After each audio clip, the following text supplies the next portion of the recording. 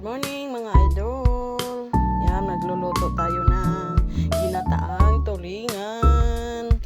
Yan, na may talbos ng kamuting kahoy. Yan, ayan, nakanda natin gawa. Kasirola pala. Lalagay na natin ang talbos ng kamuting kahoy. Sasapin natin dito sa ilalim para yun ang maunang maluluto. Kasi sabi nila, matagal daw ayun daw maluluto. Kahit talbos siya, matagal maluto. Ngayon, ating sunod ang isda. Yan, babad na sa asin para may lasa. Dapat malutong-maluto ang talbos kamuting kahoy. Kasi sa probinsya, sa Mindanao, hindi ang ginugulay ang talbos ng kamuting kahoy, mga idol. Dito lang yan sa probinsyang Bicol. Ayan, nagagata si Manay ng tulingan. Manay Ilsa, ito na naman. Luluto naman siya ng ginataang tulingan. Mga idol, yan. No, yan ang ating ricado at gulay, isda, sama-sama na. At ito na ang gata. Sabay-sabay yan dyan para kumulo. Yan na ang sabaw niya. Pwede niya, mamaya na yan. Titimplahan, tatakpan natin. At ito ay ating bubuksan ang apoy. Diba?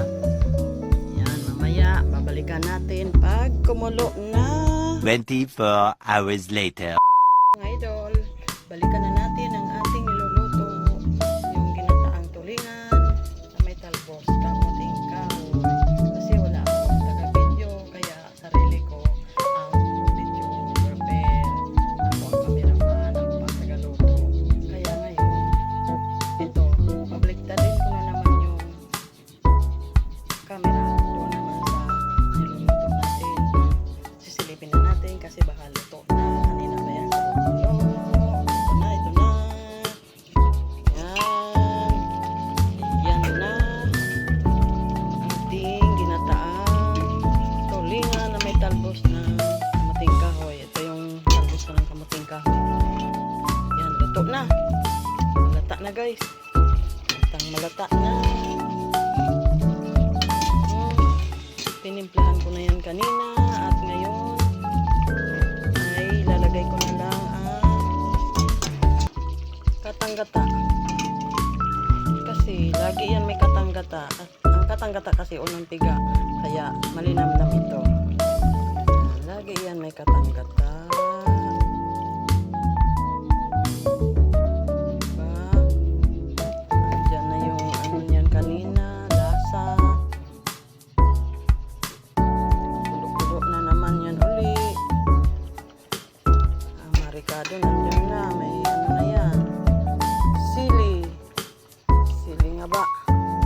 At yung bawang kanina, ay luya kanina, luya at sibuyas. Ilagay ko na. Habang pinakuluan siya, ikutin natin. Hindi masyado kumukulo sa ano, kabila. Bakit daw? May lasa na ito guys. Timplahan ko na yan. Ayos na. Thank you for watching. Luto na yan. Pinakuluan ko na yan ng todo-todo bago nilagay ang katanggata.